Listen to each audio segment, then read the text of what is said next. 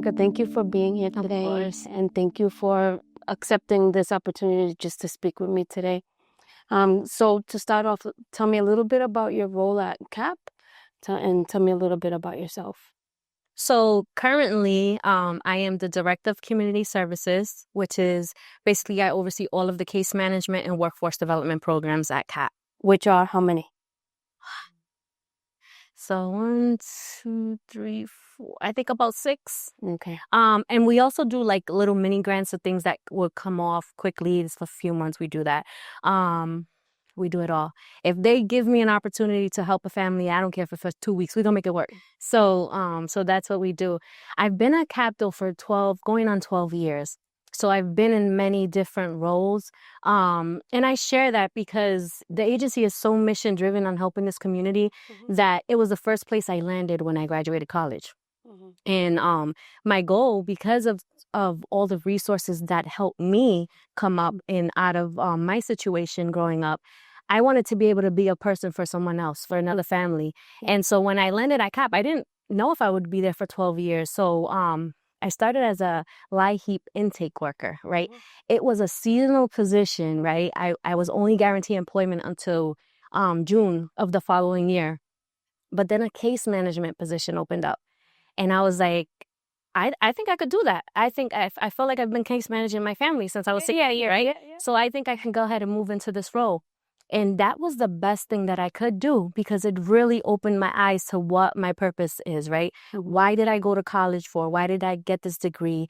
Was to serve my community and make sure that people like me can get the same opportunities that others gave me. Absolutely. And tell me a little bit about just you as a person. So, first off, I'm a mom. I was a teen mom. So I had my very first child, my second semester of college. So I was 18 years old. I must have been 18 in college? Yeah, I was 18. I was in my second semester. Wow. And then had my first child. I try to go for services, and I think a big piece of me is making families feel comfortable because at that time when I tried to go for some help, because I had to leave my job because I was too far in my pregnancy, and it was either school or work. And school was way too important for me to just give up. Like I was like, I can make it to the end of the semester before this baby gets out of me, right? And so I was like, you know what? Let me try to see if I can get some cash assistance, try to see if it can hold me off. And my experience was not a great one, right? Times were different, things were done differently. And so my options were continue school without assistance or drop out of school to do a vocational program to receive assistance. And like I said, school was way too important to me. And I was like, I'll figure it out. Yeah. So being 18 years old, about to have a baby, I did have a partner, also 18 years old, also enrolled in college. We did have like this small basement apartment, $550, everything included kind of thing, right? And you know, we had family support, right? But at the end of the day, they couldn't pay all of our utilities. We had to get little side jobs. We had to make it work. So when I tell you I was breaking open piggy banks and counting quarters to buy formula, that was my life, right? But I had a greater goal, right? When I tell you I didn't have childcare and I had to read my textbooks to my infant so she can quiet down, that's what I did. I couldn't take showers without wetting the entire floor because she needed to see me. So the curtain was open. So, and I say this to say that when I see a family walk through the door, I see myself. I see my family. I see my dad. I see my grandmother. I see all these people that they just needed a hand up, right, to do better. And I needed a hand up to do better. I needed the teacher who checked up on me. I needed the community people at URI who needed to check up on me, my advisors. I needed those Feinstein scholarships to be able to send my children to the Child Development Center so that I can take classes right upstairs. Those scholarships for books, the TD program, like there's all these resources that help me become who I am today. And so when I graduated college, I need to become a part of that resource circle. I need to become a benefit to my community. Absolutely. So that's who I am, and everything that I strive to and I'm working towards, of course, is for my growth and also for my children, right? Being able to be the first person in my family to buy a home, be the first person in my family to graduate from college, being all these first things, but not to be the last, right? I want my children to continue like that. And I continue to educate them on those pieces and how to do it, because I went in blind, right? And again, if it wasn't for people in my network or in the community to help guide me, right? I came across a fantastic realtor who took me through all the steps in purchasing my first home, that a year later I bought a second home, right? So it's all these different things, and I just want to be that, that asset for someone else to be able to do those same things. The helping hand, that ear to listen to, because we have to be all of that, right? And sometimes it's just having somebody to cry out to, because you just got to let it all out in order to move forward. And with all that being said, can you tell me what family stability means to you? Family stability, it encompasses so much, right? But I think the biggest thing for me is that everyone should have access to it, right? Everyone should have a stable home, right? Whether it be, of course, financial is always the biggest thing that stands out, but their mental health, their family unit, their relationship with one another, and being able to live life, like actually living, right? Not living paycheck to paycheck, or because some people, they'll be like, well, my bills are paid and I'm good. But when's the last time you got to step out with your family? When's the last time you got to do some type of enrichment activity in your lives, right? So there's so many components, and it's different for everyone, right? So a great part of our agency is that we meet families where they are, because stability in a household is different. But whatever your picture is, I just feel like everyone should have access to that. Everyone should be able to say, I live in a stable home. Yeah. There was a saying, you just mentioned it, like meeting families where they are, and then through this program, meeting them where they dream. And that's something that we like to always say at United Way, like, we're not just stopping where they're at. We're going to meet them where they dreamed. Exactly. So you've been a part of this initiative since its inception, more than I have. Can you talk about how the program has evolved over time and how the insights and influence have shaped it to become the best version it can be? So it was a bumpy start. So I have to be honest, right? We were in the middle of transitioning out of COVID, but there was still a lot of financial assistance out there for families because of the COVID funding. So we were competing with rent relief, right? So when you're offering families, rent relief, but it comes with case management, right? Because we want to make sure that we're not just giving you rental, but we're helping you sustain where you're living, right? So rent relief was, the requirements to get your landlord on board, and then you get a bulk of money to cover your rent, and that was the end of it. So, it just seems sweeter, greener on the rent relief side. We was also very focused on only one zip code, which was the 029 area in Providence. So it was still kind of hard, right? It was still trying to go in and locate families that needed this without promoting it as a rent relief program, right? This is a family stability program where there's a lot of different components that's going to help your family become stable, whatever that means for your family. So it was just tough trying to figure out what the need was in the community and how to tailor it to that need. But it was tough competing with all the other funding resources that was out there. So then we realized that let's go back to the drawing board, right? Let's go back to just meet them where they are. What do they need, right?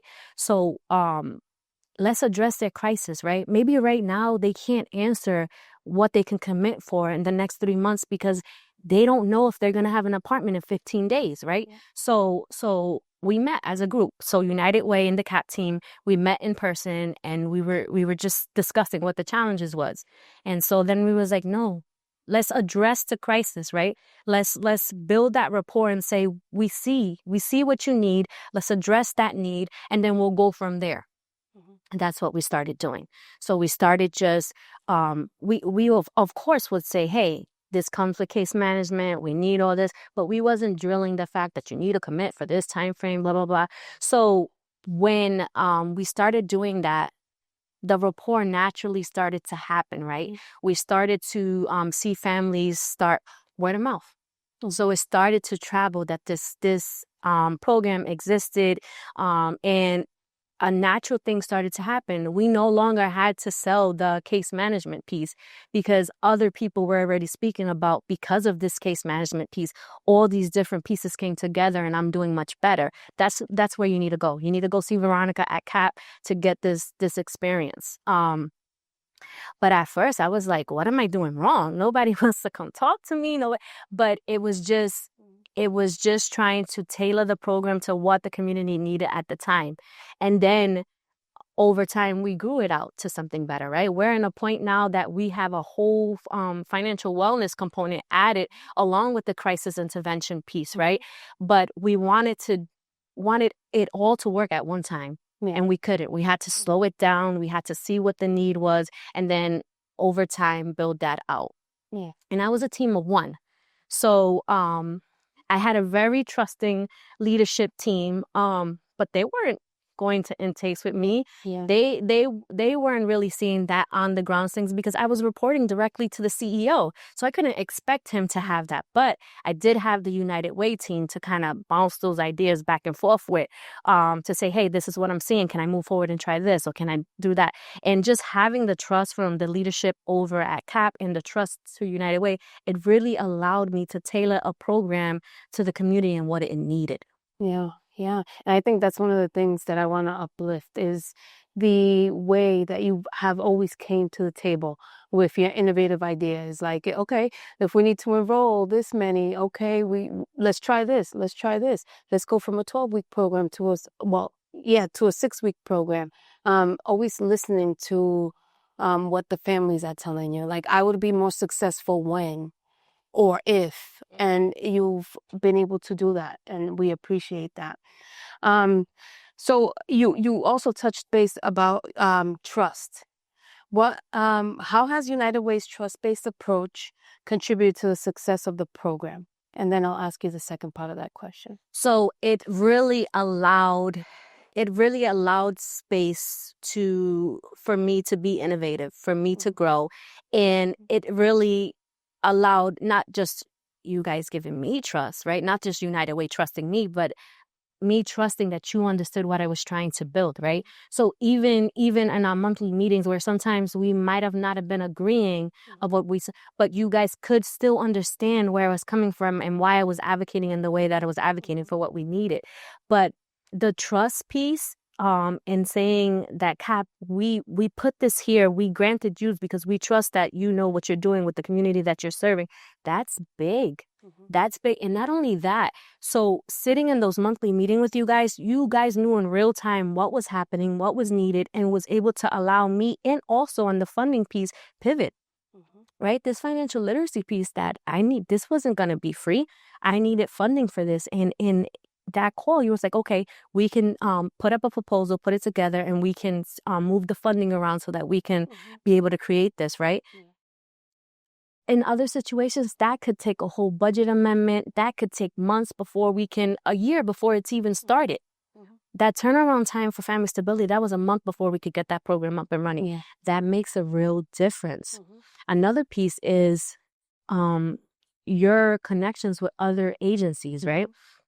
Why are we going to duplicate work or recreate a wheel when there's other people already doing it? Absolutely. And being on the calls and having you or Rosny say, hey, I can connect you to so-and-so. And right after the call, that email's going through, hey, this is Veronica from CAPP. This is so-and-so. And being able to just build those different partnerships because of your network. Your network now then became my network. And I was able to grow the program that way as well. Thank you for sharing that. I think that's one of the important pieces of being So trust-based is how we reimagine the power dynamic, right?